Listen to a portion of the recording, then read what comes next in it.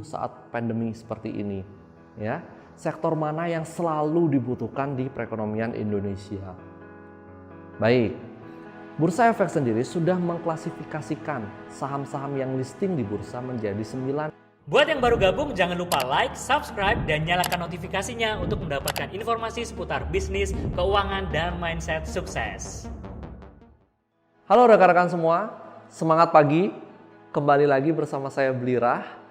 Pada video kali ini, saya akan menjelaskan analisis fundamental selanjutnya, yaitu analisis fundamental berdasarkan sektor dan industri. Pada video sebelumnya, kita sudah menjelaskan bagaimana analisis fundamental secara makro, ya.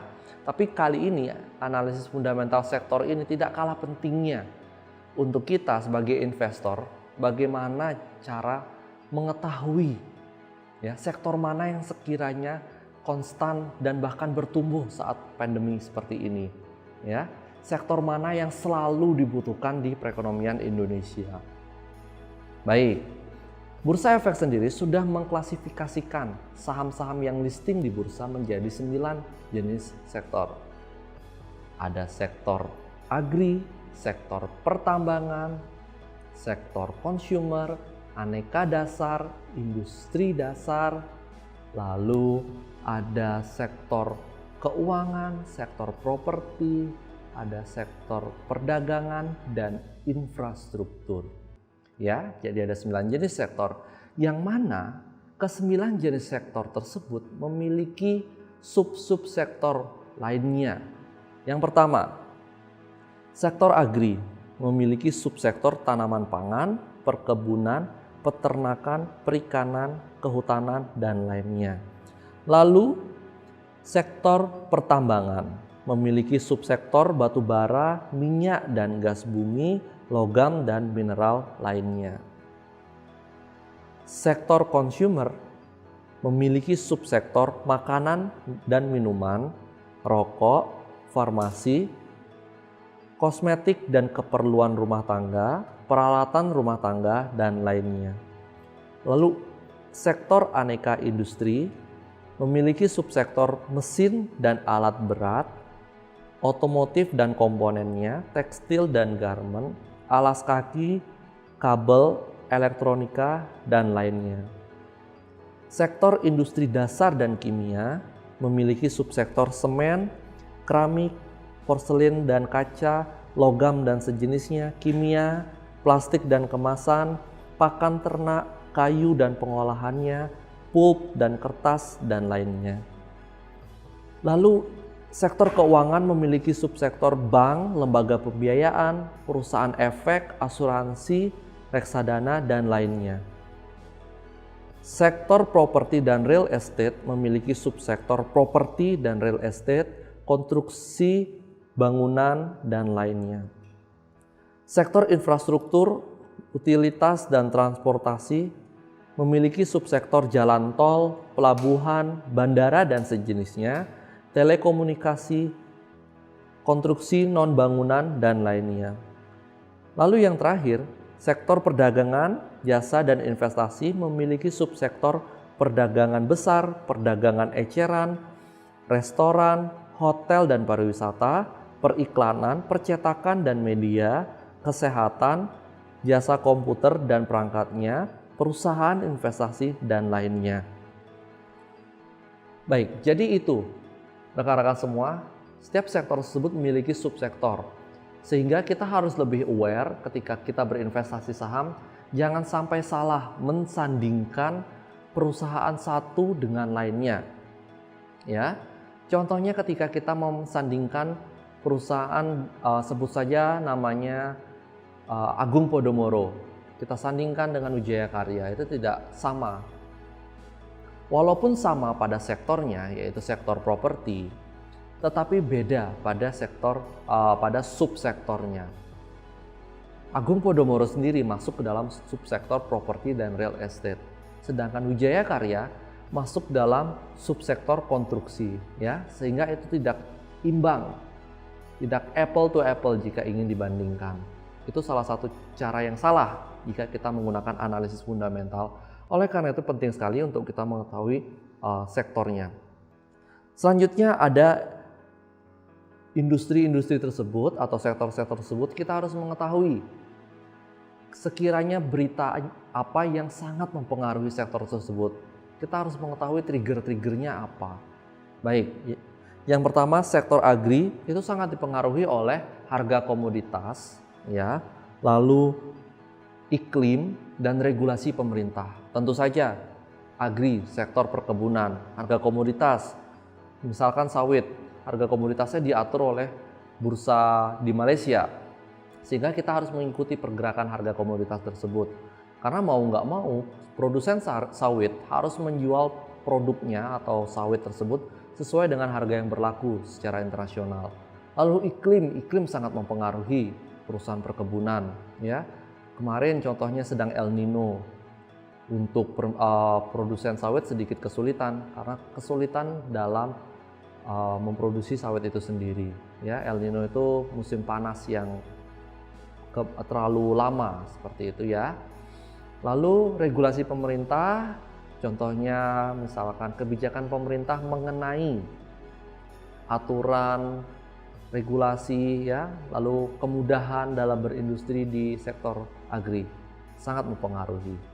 Lalu yang kedua, pertambangan itu tentu saja juga masih dipengaruhi oleh harga komoditas ya, contohnya batu bara itu ada acuannya Newcastle, Rotterdam ya, sehingga kita harus mengikuti harga komoditas tersebut. Lalu permintaan yang saya maksudkan adalah permintaan dari perusahaan atau negara, yang mana kebanyakan perusahaan di Indonesia, batu bara di Indonesia melakukan ekspor batu baranya ke luar negeri.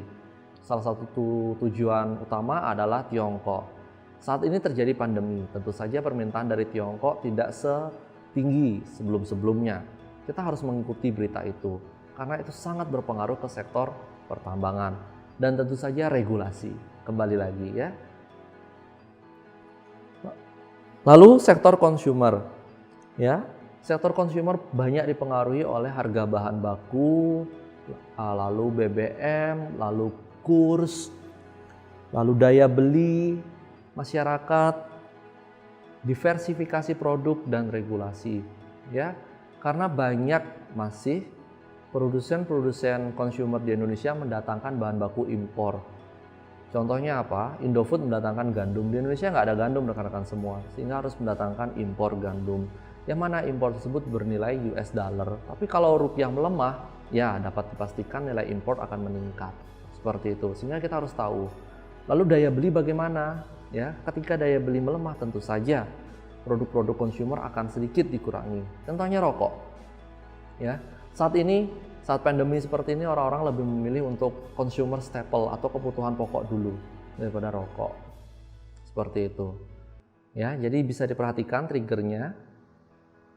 Nah, diversifikasi produk juga penting bagi sektor consumer. Semakin banyak diversifikasi produknya untuk sektor consumer, semakin besar potensi perusahaan tersebut mendulang pendapatan yang luas. Unilever contohnya, Mayora, seperti itu.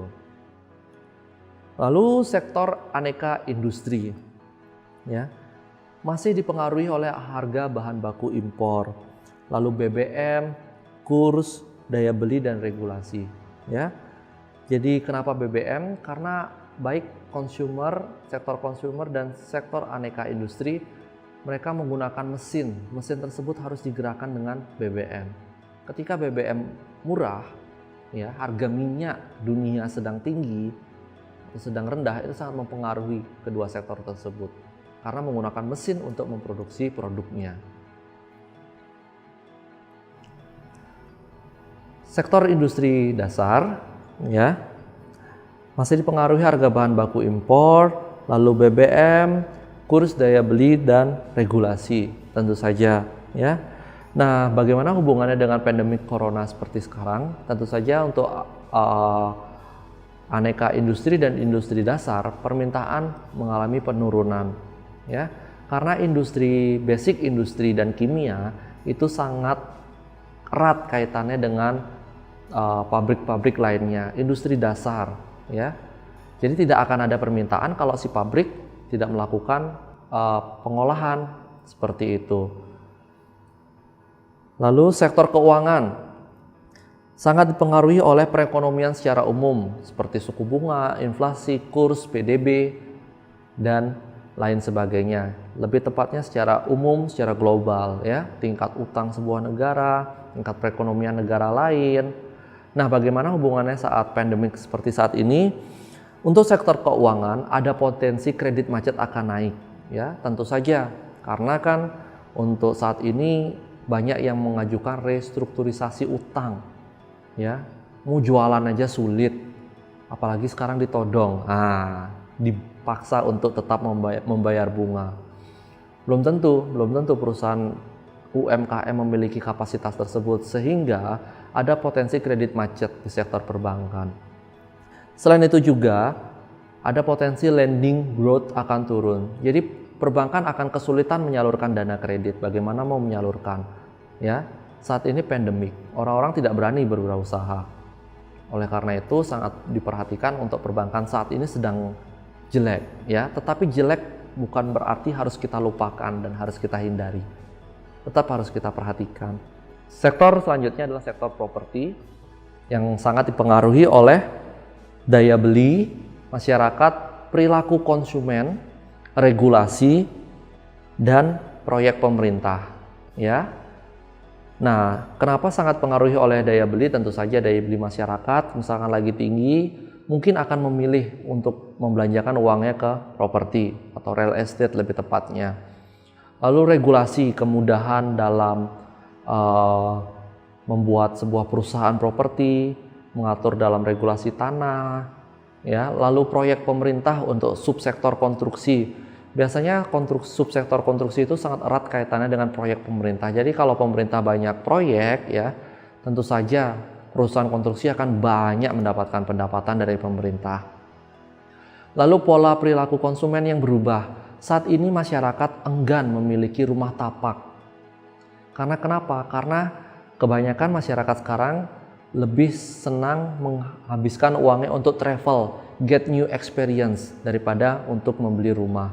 Selain itu juga banyak masyarakat sekarang yang lebih memilih menabung uangnya ke aset yang lebih liquid.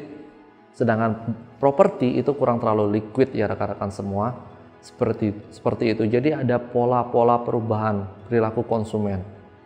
Lalu saat pandemik ini tentu saja permintaan properti sedang turun ya.